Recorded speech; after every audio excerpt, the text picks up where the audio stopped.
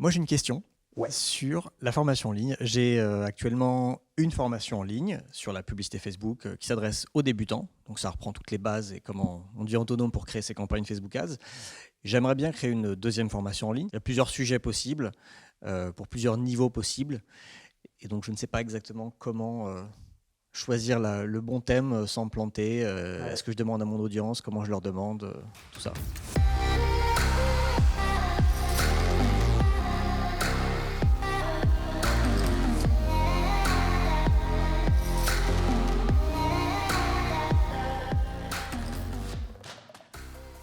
Eh ben, écoute, tu as plusieurs écoles pour ça. Il y a une école, les deux fonctionnent, mais il y a une école que je préfère, donc je vais partager celle que je préfère et puis mentionner l'autre. Parce que ce qui semble important dans ta question, c'est sans se tromper.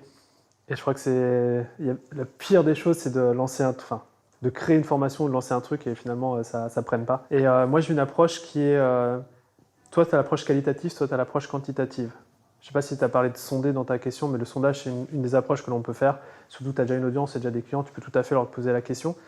Ce qui est plutôt une approche quantitative, parce que le sondage reste écrit et tu n'as pas forcément l'émotion et tu n'as pas forcément le ressenti humain qui va te permettre de décider si oui ou non, finalement, est-ce qu'ils ont répondu au sondage parce que je leur ai demandé ou est-ce que c'est quelque chose qui les attire vraiment. Et moi, j'ai une approche qui est qualitative, c'est-à-dire que je préfère avoir moins de personnes qui vont devenir clients et les avoir de vive voix pour créer un nouveau projet, pour créer une nouvelle formation, pour créer une nouvelle offre, que d'avoir le sondage. Je vais te donner un exemple. En fait, c'est une méthode de co-construction de l'offre. Et ce qui est chouette, c'est que tu as déjà des clients. Donc, a priori, tu as déjà identifié des personnes qui potentiellement vont pouvoir acheter soit la suite, soit le programme complémentaire. C'est eux qui vont te le dire.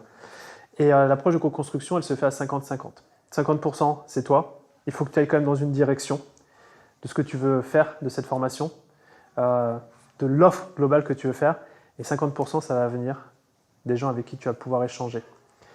À mon sens, demander de but en blanc c'est quoi la prochaine formation, c'est le risque juste d'aller dans une direction qui ne t'attire pas ou que tu ne vas pas forcément faire. C'est comme quand Ford il disait si je demandais aux gens ce qu'ils voulaient comme moyen de transport, ils m'auraient dit des chevaux plus rapides, ils n'auraient jamais pensé à la voiture. Je pense que c'est important pour toi d'avoir déjà une idée de qu'est-ce que va être ta voiture. Et donc là, moi j'ai fait cet exercice il y a encore pas très longtemps, notamment qu'on a lancé le 78, qui pour moi était, donc, on va dire, une troisième offre par rapport à notre gamme, où j'ai tout simplement pris ma feuille blanche et je me dis, ok, à quoi doit ressembler cette offre-là? Mais une feuille A4, hein, pas plus. Le titre, la promesse, qu'est-ce qu'il y a a priori dedans dans ce groupe de type mastermind, l'investissement, basta. Et j'ai envoyé un email aux 15 personnes les plus susceptibles dans mon réseau, dans mes clients, d'être intéressés par ce nouveau programme. Et le message était aussi simple que... Pourquoi je te parle de cette méthode-là, c'est que c'est une méthode aussi anti-procrastination, parce que ça va très vite de le lancer. Tu n'as pas besoin de te prendre la tête. C'est vraiment de la co-construction. Le message, c'était salut un tel. J'espère que ce message te retrouve dans une forme splendide. Est-ce que tu serais intéressé pour rejoindre un réseau de type 78? Basta. C'était juste ma question. Et donc, j'ai eu des retours. Oui, non, peut-être, dis-moi en plus.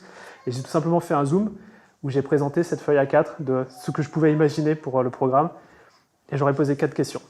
Et la première question, c'est de demander qu'est-ce qui est le plus important pour toi dans cette offre-là. Donc ils te disent ce qui est le plus important. Qu'est-ce qu'il manque selon toi? Ils vont te dire ce qu'il manque.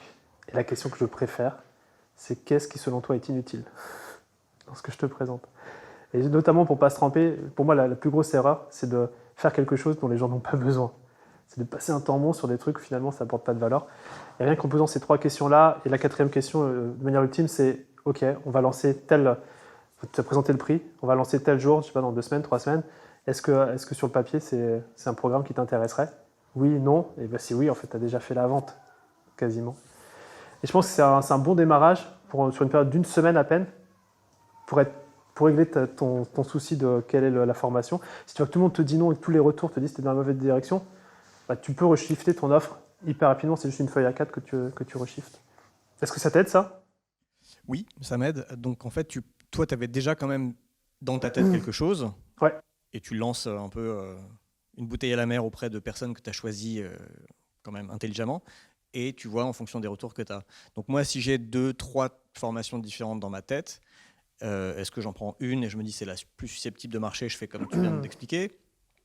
ou est-ce que je sonde les gens, je pose les questions à ces quelques personnes que j'ai choisies en leur disant si je lançais une deuxième offre, vous préfériez que ce soit A, B ou C? Il y a de ça, et c'est là où on va connecter sur ta vision, toi, en tant qu'entrepreneur. Eh oui, on revient dessus.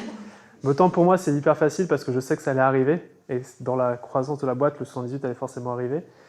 Je serais tenté, mais je ne sais pas si je projette, de te dire que tu as déjà un pôle de clients et donc tu as envie de créer de la formation qui suit, quoi. C'est quoi leur next step? Et a priori, tu sais à peu près c'est quoi leur next step. Enfin, tu peux imaginer. Et c'est juste de t'assurer si pour eux, c'est ce qu'il leur faut. Dans tous les cas, moi, en tout cas, c'est l'approche que j'enseigne. C'est OK, tu as d'abord tes premiers clients avec une offre qui résout les problèmes majeurs du débutant. Et après, c'est quoi l'accompagnement dont ils ont besoin pour la suite? C'est un angle. Mais il faut que ça corresponde à ta vision. Parce que tu as d'autres business models où je crée plein de formations un petit peu en parallèle. Ça adresse toujours le même avatar client débutant, mais c'est des thématiques différentes. Moi, c'est pas du tout l'approche que j'ai, mais je dis pas que c'est une mauvaise approche.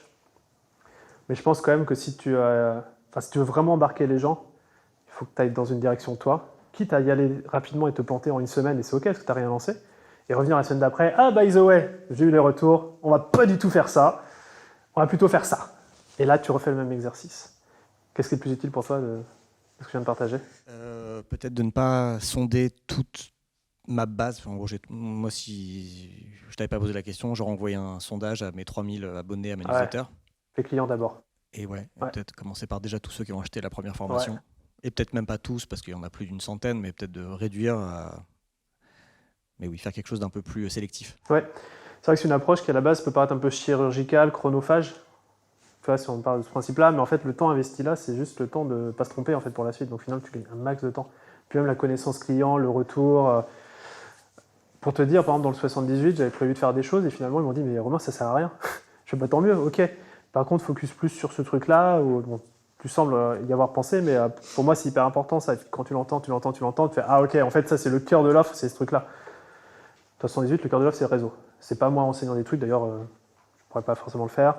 C'est pas coacher, c'est pas du tout l'idée. C'est, ok, le réseau, la qualité des gens dedans, et faire venir des guests de ouf, dans des lieux de ouf. Et ça se résume à ça. Je me demandais juste, tu parlais de cette feuille A4 avec un titre, une promesse. Ouais. Une feuille A4, c'est quand même assez grand, donc je me dis titre, promesse, ça fait peut-être pas A4.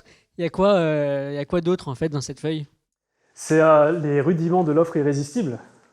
Là, Joseph parlait d'une formation. Pour moi, la formation, c'est à l'intérieur de ce qu'on appelle une offre. Donc en fait, c'est un peu le papier cadeau ou l'emballage ou la boîte qui entoure la formation. Et dedans, il doit y avoir un titre de l'offre, donc le nom du programme par exemple. La promesse, c'est exactement quel résultat tu souhaites avoir. Et après, c'est vraiment lister qu'est-ce qu'il y a à l'intérieur, quels sont les modes de livraison qui vont permettre aux personnes qui vont suivre ce programme ou cette formation d'atteindre leurs résultats. Et ça n'a pas besoin d'être très compliqué. Ça peut être juste le titre des modules par exemple ou ce genre de choses. Et l'investissement.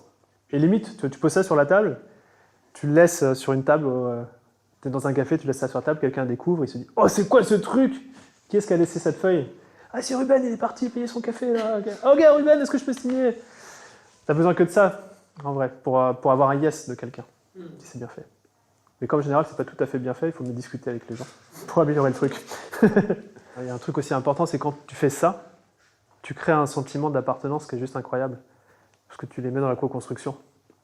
C'est beaucoup plus chouette de se dire « Ah, j'ai participé, et en fait, j'ai pu créer aussi l'offre dans laquelle je vais être. » Et ça, c'est quand même un argument de vente qui est assez indéniable. Et justement, ce que je trouve intéressant, c'est qu'en fait, on pourrait faire le parallèle pour de la création d'un podcast, d'une chaîne YouTube, ce genre de choses, en fait. Donc, Ah ouais. C'est un produit en soi, un truc marketing. Podcast, YouTube, ouais.